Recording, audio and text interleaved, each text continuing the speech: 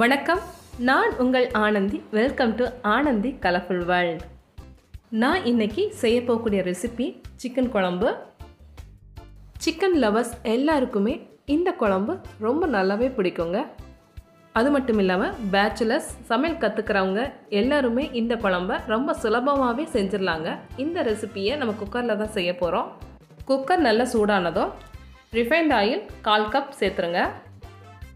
எண்ணெய் நல்லா சூடானதும் 1 டீஸ்பூன் சோம்பு, கொஞ்சமாக பட்டை, 2 ஏலக்காய், 2 கிராம்பு எல்லாம் எண்ணெயில் நல்லா பொரிஞ்சதுக்கப்புறமா நீல வாக்கில் நறுக்கிய 1/2 கிலோ பெரிய வெங்காயத்தை சேர்த்துடலாம்.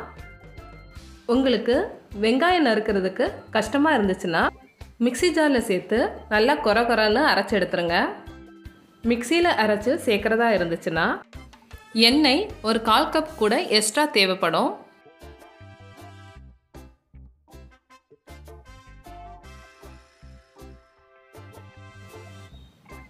வெங்காயம் நல்லா பொன்னிறமாக வந்திருக்கு.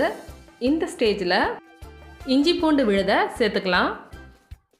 இஞ்சி பூண்டு சேர்த்து அரைக்கும்போது அது கூட 4 பச்சை மிளகாவும் சேர்த்து அரைச்சிருக்கிறேன். மறுபடியும் நல்லா வதக்கி விட்டுறலாம். மிக்சியில் அரைச்சி எடுத்த ஒரு நாட்டு தக்காளியை இது கூட சேர்த்துருக்கிறேன்.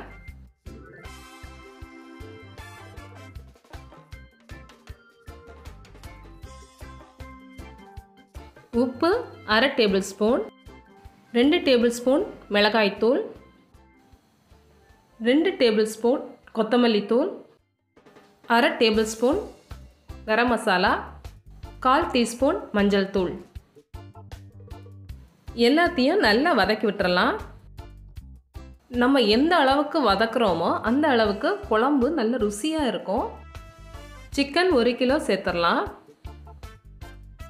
மசாலா கூட நல்லா பிரட்டி எடுத்துடலாம்.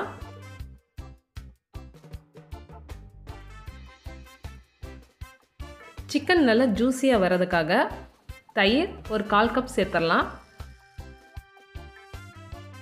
மறுபடியும் நல்லா கலந்து விட்டுருங்க. நல்லா மிக்ஸ் பண்ணதுக்கப்புறமா பாதி லெமனை பிழிஞ்சு சேர்த்துடலாம். மறுபடியும் ஒரு தடவை கலந்து விட்டுட்டு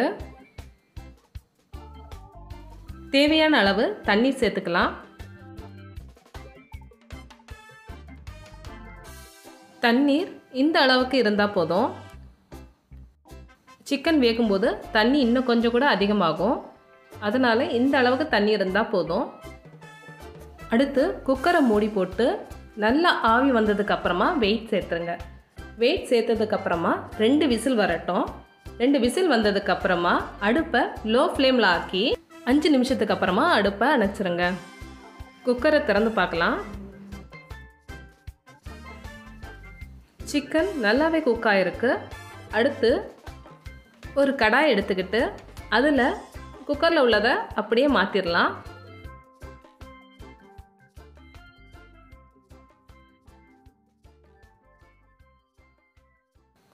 அடுப்பு லோ ஃப்ளேம்லேயே இருக்கட்டும்.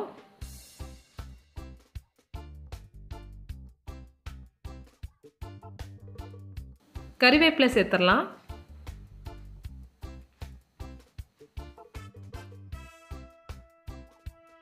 நல்ல மிளகுத்தூள் 1 டேபிள் ஸ்பூன் சேர்த்துக்கலாம்.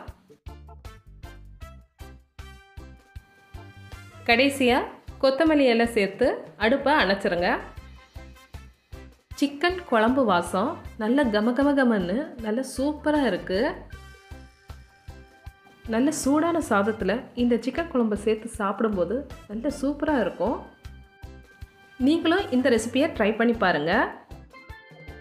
உங்களுக்கு இந்த வீடியோ பிடிச்சிருந்ததுன்னா வீடியோவை லைக் பண்ணுங்கள், ஷேர் பண்ணுங்கள், சப்ஸ்கிரைப் பண்ணுங்கள், மறக்காமல் பெல் ஐக்கானையும் ப்ரெஸ் பண்ணுங்கள்.